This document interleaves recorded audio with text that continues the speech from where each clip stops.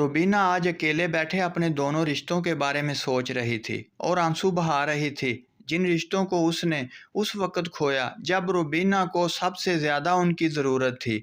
बाप का बहुत अरसा पहले इंतकाल हो चुका था। रुबीना का भाई घर बार की कफालत करता था। अब इस दुनिया में वो अकेला ही ख़ानदान का सहारा था। उसे पढ़ने लिखने के बाद फ़ौज में जाने का बहुत शौक़ था।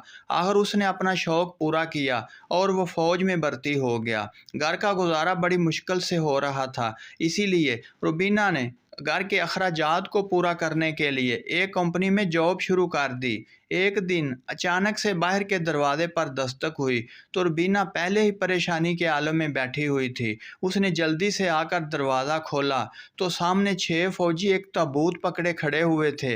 उनकी बात सुनकर रुबीना के सर पर आसमान सा टूट पड़ा जब उन्होंने कहा कि आपका बेटा शहीद हो गया है। रुबीना लोगों की आखिरी उम्मीद भी इस रोज़ ख़त्म हो गई थी।